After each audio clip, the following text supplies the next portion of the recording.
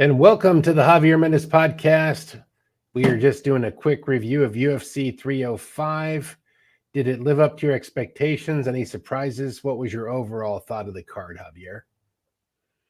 Um, there was some good fights, some boring fights. Mm-hmm. The main card was actually was entertaining. I liked the main card. Up to the main card, there was really only one fight in the prelims that was somewhat interesting, and that's when the one guy Tua, was it Tua, the New Zealander that screamed and the ref stopped it, but he didn't tap, but he did scream, which Are you talking about the ref, Tafa versus Walker? yeah, that was like controversial, but I don't know if it's a controversial because he screamed. I Yeah, don't they know. call it verbal submission. In some cases, they would go technically, right? Verbal Yeah, submission, right? he screamed. I mean, he was pissed, but you shouldn't have screamed, because He punched him. Ah! Well, of course it hurts, right? yeah, but that's another thing too, though. Is because you scream, does that mean they stop the fight?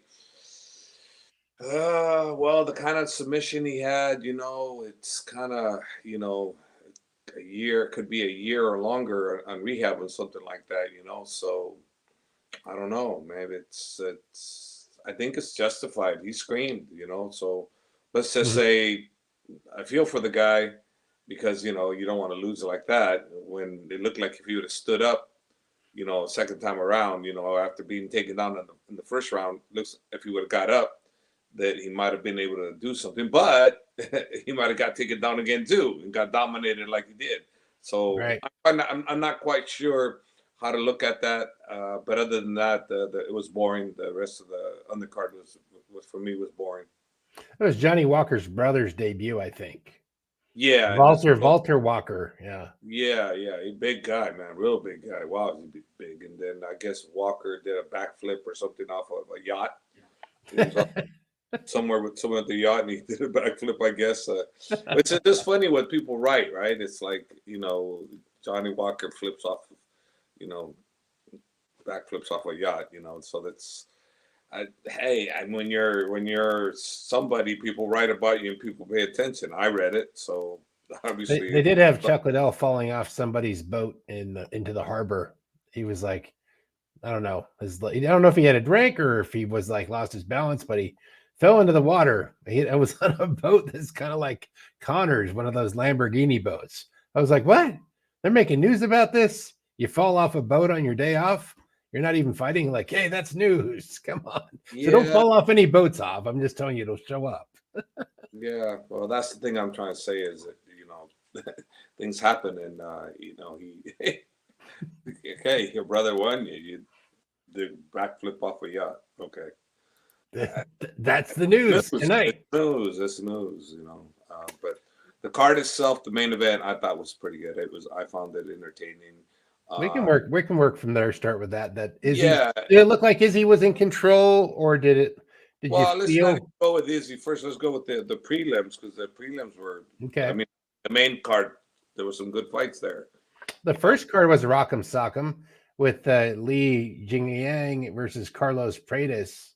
Oh my gosh, Carlos! Well, you remember I told you I'd never seen Carlos Paredes, and what an unbelievable, calm, relaxed sniper that guy is. Right? Yeah, when he heard him, he didn't even go for the kill. He kept his distance and kept picking them apart. I was so impressed with him, and now I understand why he was the favorite. And why they're so high on him. This guy is on the striking, man. He's something to behold. Let's see what he does with the ground game because there was no ground game. Li Jing didn't even try to take him down, and he's never been stopped either. So this guy just kept picking him apart. With sniper shots. I mean, God, it was unbelievable. I was very impressed with his fight IQ. Very impressive fighter. Looking forward to see him. Now, next time I see something with him on it, I'll definitely tune in because he's impressive to watch. And then Tai Tuivasa and Rosenstrike, they kind of muted each other out a bit, but Rosenstrike was getting the better. And You kind of indicated that you thought that he might have the edge in stand up to me. Yeah, I did, and I was hoping I was hoping that Ty would get him, and I kept like kind of clenching my fist. Come on, Ty. And I'm like, but Rosenstrike when Ty would get in the inside, he countered extremely well. So anytime Ty tried to get some kind of momentum, he would counter strike and very effective. One of the very few people that I've seen that does really well with counter striking. Most people do not, and counter that well. This guy is a really good counter striker in the inside, so very difficult to get momentum on him. You know, you can get some shots off on him, but you can't get a momentum going because he comes back quick. That's true. I mean, he had something. You being a former world kickboxing champion, he's a kickboxer style primary Rosenstrike. What was he doing that was muting the approach of Ty? Like why Ty couldn't get in there? I kept hearing them say something about the way he was standing, like he couldn't get off. Well, yeah, but it's what I was just telling you. I just said he countered. So anytime you got some kind of offensive going, he'd counter it, and very effective countering. So it stopped your momentum. So that was what was going on. The guy had really, really, really good and in the counter, and I've never seen too many people do that. And when you have that kind of countering ability that he does, it's really difficult to get any momentum going, and that's why Ty really couldn't get much going. The only way he could have got things even more would be sacrificing himself to be potentially knocked out, and he did a couple times. Went in there, but it didn't go good for him. So Ty, tried. He tried. It's just wasn't his day. I didn't think it was going to be his day, and it wasn't. Yeah, it's true. It's too bad, but Ty hopefully come back and get a knockout and excite everybody again. Well, he threw a good fight to where I don't think they're going to cut him. I mean, he threw an exciting fight. He wasn't super exciting, but he came to fight. I think he's got one more life with those guys. I think because heavyweights, we kind of lack heavyweights in the UFC, and if they're giving Tony Ferguson, 8 lives, 9 lives. How many lives was that? I don't even know. Yeah, Ty, that was what his 5th loss or 4th, 6th loss in a row. I think that was Ty's 5th loss in a row. I'm not sure how many. I don't even know if it's even 5, but I can't tell. My site's having trouble pulling that up. He deserves another chance. Oh yeah, I think so. I don't think they'll cut him because he came to fight, and that's what they like. They like to see that. He moves the needle. Yes. So the next one didn't go as you anticipated. Was Gamrot versus Hooker. Hooker's getting better at dealing with grapplers. He's been working on his anti-grappler game. What did you think about that fight? As much as I wanted him to lose, I was very impressed with him. I was very impressed with his showmanship. I was very impressed with his corner antics. I love this. He's discussing how he loves this shit. I was impressed. I said, okay, he started crap about us, this and that. I said, but if I have to take aside from that, as a fighter, he's very entertaining. He comes to fight, and he's gotten better. He has gotten better. So, and Gamrot, I never really seen him fight, to be honest with you, other than I heard Benil beat him. But Gamrot was impressive too, and it was a close fight. But I definitely gave it to Hooker. I thought he came out and he pulled it off. He's fun to watch. The Hangman's fun to watch. I enjoyed his fight. I enjoyed it. Then Kai Kara France came in with the Thunder and took out Steve Urseg, and Urseg was doing pretty good. They're all the booth was like, yeah, Urseg's setting it up. Urseg knows what he's doing. Urseg smooth. All of a sudden, wow, Urseg's down. And Urseg, he's got a great pedigree and all that, but Kai Kara France, he's a knockout machine. What did you think about that one? Well, I was thinking the same thing the announcers were saying. He was setting him up. He's just out of range, just enough out of range, and countering him well. He was starting to put on the heat.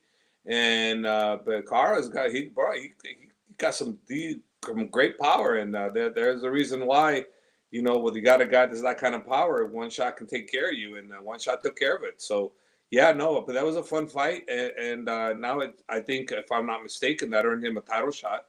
And he'll be fun to watch, because when you carry that kind of power in that division, it's an entertaining fight to watch because this kid can take you out. He's a good kid from what I've seen, and he's got some good power, and he comes to take you out. I like the fight, but I thought Usyk. I never saw Usyk fight. This is the first time, but I was impressed with Usyk. But he just got caught. He just got caught by a guy that has a hammer for punches, so he got hammered.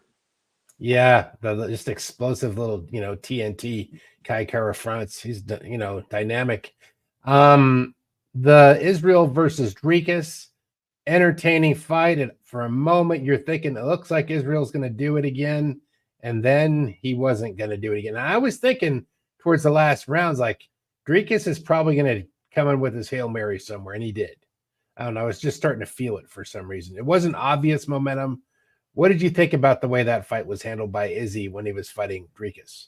Well, I mean, first of all, the fight was, to me, it was a great fight. Right for the first round, I was watching it with my son, and we both didn't know who the first round won. We thought maybe probably Izzy. We didn't know, maybe Dricus. We were thinking, what do you think? And he goes, I don't know, Dad. I said, yeah, me either. That's a good little first round, and I kind of get an edge to Izzy the first round. The second round, for sure, was Dricus DDP. They call him now DDP. Yeah. So second was definitely DDP, and it looked like in the third, it looked like that Adesanya was getting in his groove. He had the attitude. He came in, getting the range, started sharpshooting him, and the takedowns were working too well for Dricus, and then he looked like he was getting tired. But I was always thinking, this guy. I remember the first time I seen him fight, he looked like he was dog dead tired, and he was still throwing. And he's not even nowhere near as tired as he used to be. And he was winning fights back then when he was super, super tired. So when he kept hitting Izzy, and Izzy was running for him, and he kept hitting him with that left, and hit him again and again, and then he jumped on him, and he jumped right really quick into the transition to the neck crank. I was like, nah. I was super impressive, I was super impressive, and more impressive for a great champion to take the loss the way Izzy did. I thought that was pretty impressive, and to make light of the thing, saying how he broke 2 titles, 2 records. He never lost 2 in a row. He just made that shit up, but it was pretty lighthearted of him to do that. I mean, here's a man. This is a proud guy, and he went out there and fought with pride, and he fought properly. That's what happens in the fight game. Dricus is the real deal, and I'm also impressed with the way Dricus handled the light heavyweight challenge. He'll come down to 185 to challenge him, and DDP is saying, no, don't worry. Let me take care of business here. I'll come up to go to you. You don't have to come to me. I'll come to you. But if the UFC brings it, let's go. I was impressed with that because here's a guy that, just his first title defense, and he's not looking for greener pastures. He said, no, let me take care of my division. Let me clear out my division. You stay where you're at.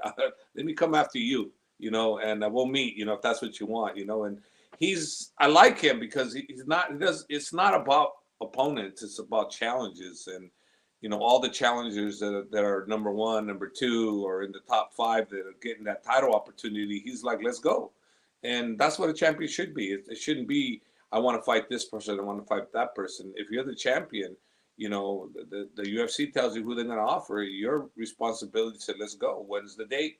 Give me my money, etc., etc. If there's everything's contractually right. I mean, as a champion, I don't think you should have a choice who you fight. The UFC decides who you fight. You're the champion. So to me, if you're running a right organization, you don't choose your opponents. Let the organization choose you're going to fight. And you want to choose the money you get paid, okay. You want to choose other things, okay, no problem. But as far as who you should fight, I don't think you should have a choice in who you should fight. Now, as I say that, we're talking about Islam and his desire to go up to the welterweight division, but now that Bilal's there's no way that's going to happen. Well, it was the same thing with Islam. If the UFC offered him that opportunity, great. Doesn't mean you can't ask for things. Doesn't mean you'll get them, but it doesn't mean you can't ask for them. But obviously, we're not going to be asking for any welterweight title anytime soon. But at the same time too, it doesn't mean you can't ask. But as a champion, you're supposed to be the best of the best. So whoever comes in knocking on that door, the UFC throws at you, say yes. Just only thing you should, as a champion, is the date right for you, et cetera, et cetera. And the money's right. Everything should be, not the challenger. Everything else I can understand. But as far as who's fighting you, you fight whoever they put you in front. It makes the weight, does the thing. Let's go. It is nuts. What about Gaji, your fighter? He won by knockout in PFL. Yeah, How'd that feel? he won. I saw with the left hook. He came in and he finished very strong. I mean, Team Habib. Look, I've said it many times. For a few years now that it's the best team in the world, and since AKA is tied with them, we're the best team in the world. But I mean, these guys are my guys. I train them, So okay, I'm bragging, but I feel that way with Team Habib. I got the best team in the world, with AKA Team Habib, and just even Team Habib alone is probably the best team in the world. I mean, think about it. They got Umar, who's number one, fighting for the title. Usman's the Bellator champion. Ramazan just won the welterweight Bellator championship. Gaji's probably going to, win the PFL, and then you have two other guys that are in with Team Habib that are fighting in the PFL $1 million tournament. And we got Sagid fighting in the contenders, that I'm training, and then I got Amaru, the superstar that no one knows about yet, UAE Warriors champion. Watch for him.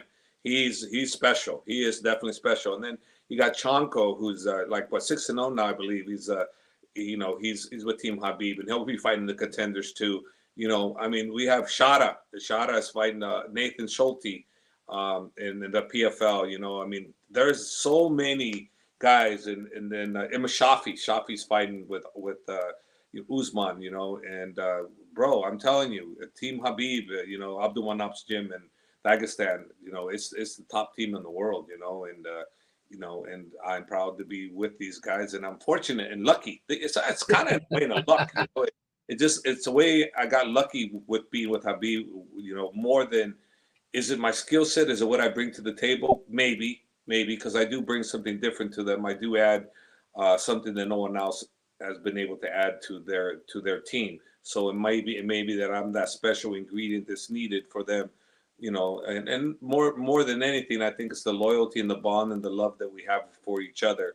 That my loyalty to Habib is, I'm sorry, that's it. It's like anything anybody thinks about doing with me, if it relates to Habib, if it interferes with Habib, don't even bother coming to me and asking me for these business opportunities. And I'm just letting it out there, because if it affects Habib in any shape or form, whether it be gambling, liquor, or anything of that nature, it's going to be a no, hard no. I've already done that. And I'm just saying that now just in case, someone just happens to think, oh, coach, money's money. No, money isn't everything. Loyalty to me means more than money. And being the right individual for yourself and your heart, that's more important than money. So, but we need money, though. We need money. But clean. It can't be haram. No. It can't be.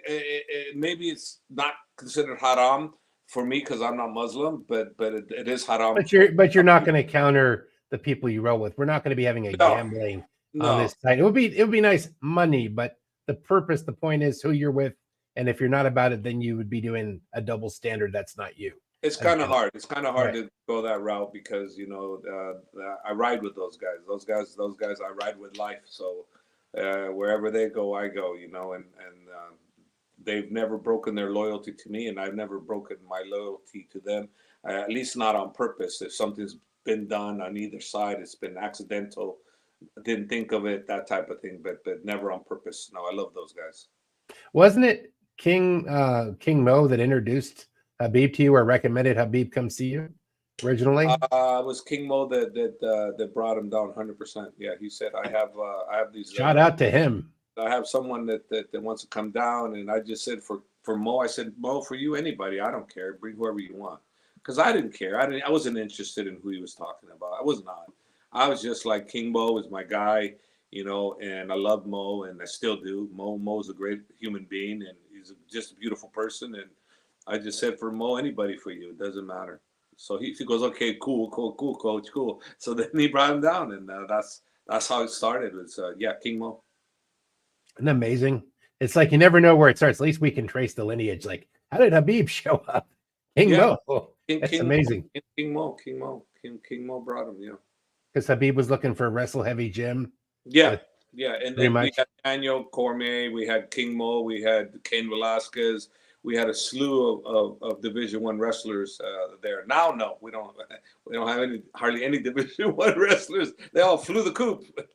Where did But the we're slew still, go? No. yeah, but we're still a badass team. We're still when you combine Team Habib and us, we're still. I don't think there's a team that has more champions right at the Right. present time. Even though AK doesn't have any current champions. It's crazy. It's crazy though how like I wonder if other coaches go, that Javier, does he stay up and plot this out? No, you just wake up. Oh, let's go have breakfast. Oh, we're winning.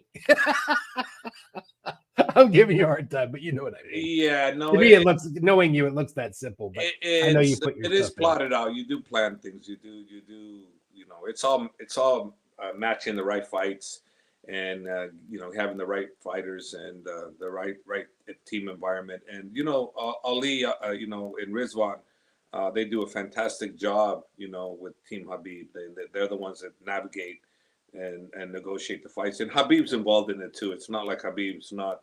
I'm not involved in the matching, but Habib and Rizwan and Ali are involved in who they're fighting, et cetera, et cetera. So, I'm involved in the other aspects. I play my role, and then for those people that, what I don't like is people thinking that I don't do anything. Well, if you're not around when I'm coaching there, then you shouldn't be speaking about what I do or what I don't do. You don't know.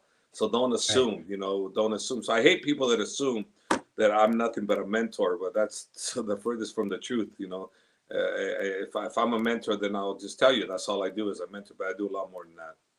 Yeah, you'd just be Tony Robbins. You wouldn't be in the fight game. That's where you'd be. But Yeah, I've seen you coach. I've been around, seeing you work on guys, match them up with people to get a different reaction. It takes some crafting to get a fighter to get his optimum performance and collaboration. Like when you're working with Team Habib, you and Habib, game planning, strategizing, and then also doing it in a way where the fighter's is getting developed, sort of like so he's not thinking about all this stuff, but he's coming into his own. He's blossoming into what you guys kind of framed him up to be come fight night. That's my takeaway from it.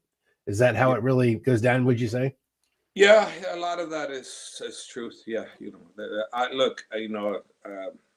They're such a huge team. Team Habib, such a huge team. There's some guys over there I never even seen that are badasses. On this last training camp for Umar, I saw. I was with two guys I've never seen that are like unbelievable, and one is the one that beat Enrique Barzola. He beat Enrique Barzola's last fight. My guy, he beat Enrique, and then the other one.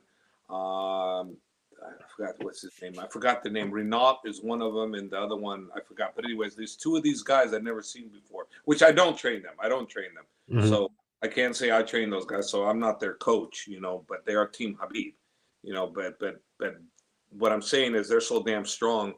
All you have to do is go there. But not every one person's going to train all those guys. One thing I think you can 100% say is that the head guy, the leader, is Habib. Yeah. That you can say, and you can say one other thing that's a fact. I'm Habib's leader. I'm his coach. So you ask Habib who's his leader, who's his mentor, who tells him it's me. So you can definitely say those things are correct, but you cannot say that I run those guys in Dagestan. I do not. No. The ones that come around me like Amaru, him, like Shada. I'm working with Shada, and this with Sagid. I'm working with Sagid, and Tahir. I work with Tahir. Those guys I personally work. Haji, I work with him. Gaji, I work with him. I haven't worked with him in a little bit. Emma Shafi, I work with him. So those are some of the guys I do, spend time with. But not all of them. Not all of There's them. too many. You can't do Way, them way all. many. I'm just one guy, and I coach them all. In the sense of giving them speeches and telling them what they need to do in sparring and what they're good at. I do that for sure. but the leader, the one that runs this, organizes the training and starts the training, when we were in Abu Dhabi, in Dubai, that was Habib. And when we do it here in San Jose, it's Habib, Ron Kessler, my son Jeremy Mendez, and Cain Velasquez. And me, I come in, I do my thing like I've always done, but I don't want people thinking I don't do anything. I do a lot. It's just I have my specialty when I want to come in. I kind of choose and pick where I want to come in. It's just people, if there's anybody, most people know that you do a great job. It's if anybody's like a doubter or just saying that to troll you, to be whatever, I know better personally. I mean, you've got the record, you've been doing it forever. You're all over TV, you're all over the videos that we make, everybody knows. But it is interesting, Hav. It's like I see nothing but success. It's the funniest thing. I started this podcast with you. I go, I had no idea. Like, oh, just doing a podcast with Javier. You're always talking about the winning every weekend. And it's been for years. It's been ridiculous. So I'm sorry. It's just been entertaining from my side. Well, like, it's when you have the right ingredients, and you have the right mentality, and you have the right leadership, and we do on both sides, on Team AKA and Team Abdulmanap, So, but we're together. It's just like GSP and Greg Jackson. It's the same thing. mhm. We're the same thing. It's like Jackson's MMA and TriStar. They were together, and it's Abdulmanap and AKA. We're together. So it's the same thing. It is funny. It's like Groundhog Day. And Groundhog says, you're winning. And we're winning. I love it though, Hav. I do love it for you. I love to see something so amazing in my lifetime. There's not really any other sport that's got such phenomenal athletes on such a consistent winning spree. It's great to watch. Any other things coming out? You have Usman's fight coming up. That's what's going on. The closest next fight, probably September 7th. Next one is I have the Bellator on I think the 23rd, of August. This August, I'm leaving. Okay. Washington. It's Enrique Barzola. I'm working his corner, and maybe two other people from Team Habib. I might work the corner. I'm not sure. It's not. I've worked with a few of them. Murad's fighting. He's doing a rematch. He's in the tournament. He's doing a rematch with the person that beat him. So he's going to be fighting. And right now it's blank on who the other one from Team Habib is fighting, but they'll be. I'll either be in just Barzola's corner or I'll be in 3 corners or 2 corners, but for sure Barzola's corners. That's PFL actually, right? PFL Yeah. tournament. Yeah. And then after that's the Bellator. Then after that is Usman's, and then after that I go to Mohammed Al-Arak in the Mina semifinals in Saudi Arabia, the PFL Mina League. Mm-hmm. He's fighting in the semifinals. I'm expecting Mo to be in the finals, and in the finals, if the other individual that wins his bracket, it's going to be the real super experienced guy versus the up and coming young rookie like Mo. So that's what I think is going to be. At the end of the day, it's going to be Mo versus this really experienced fighter from Jordan. So it'll be pretty interesting to see if Mo stacks up like I'm expecting to. He, I think, is going to be a star. And so far, everything I've said is coming through with Mo, and for sure he's going to be a star. And he's training with Team Habib right now in Abdulmanap's gym in Dagestan. Oh wow! So he's really getting to the ground. He's getting to the base of all of it. Yeah, that's amazing. Like being in there, a lot of guys would love to go over and train in Dagestan. So is he gonna stay in that league? You think because he's so popular there?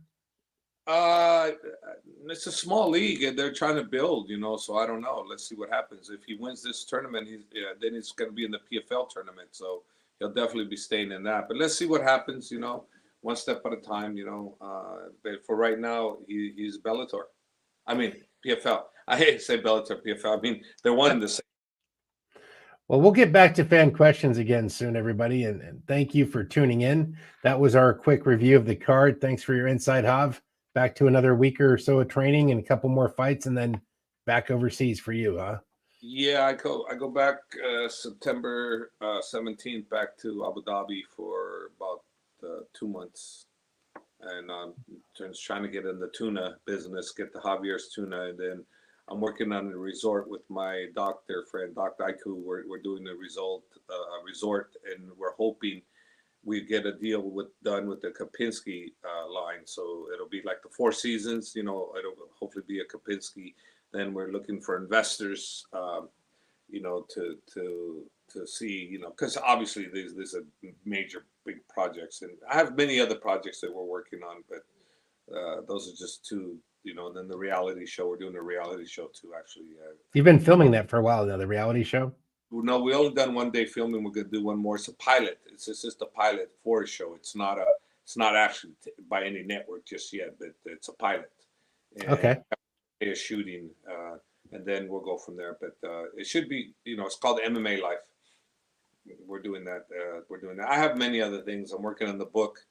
That it's going to be called The Sit Down. The book's going to be The Sit Down. And it's not about coaching fighters as much as coaching people in life, because what I do with fighters actually applies to life, and I do a lot of my speeches that apply to life. As a matter of fact, the speech you just put up, the speech you just put up of me, and which I thought actually was a crappy speech, which I thought. I just got a text from the ambassador from one of the countries that wants me to have a talk with his basketball team about encouraging them, because he listened to it 3 to 4 times and it really motivated him. And he said that it's very inspiring, and he would like for me to give the speech to the basketball team. So that's pretty awesome.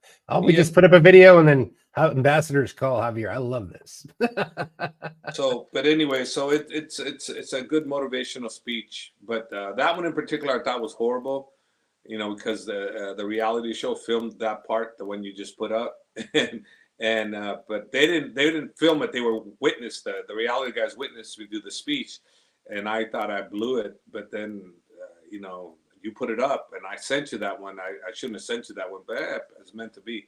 Sometimes the one you don't like is the best one. I don't know why it works that way. I think the other ones are better. I think the other ones. Well, yeah, we get some more coming, guys. So the other one that I have where I'm leaning against the wall in all black, that's a real good one. I'm looking forward to putting those up. So I'm gonna let them digest this one for a couple days. We'll put that one out next. But it's been an awesome podcast. So like and subscribe. Follow Coach Javier at AKA JAV on Instagram. More to come. His book will be coming out with all that stuff. What about our Instagram? We have an Instagram page too for. Yeah, we have the podcast. Why do you ever say that? I don't know. What's the matter? I want to put them all to you. Well, that's what I have attached to this thing. Is I do have the. But you don't plug AKA on Instagram. I mean, I don't need it. You plug our Instagram page. The Javier Mendez AKA podcast on there Instagram. You go. Follow us there. Yes. See, I'm getting coached, guys. Getting coached. Now we're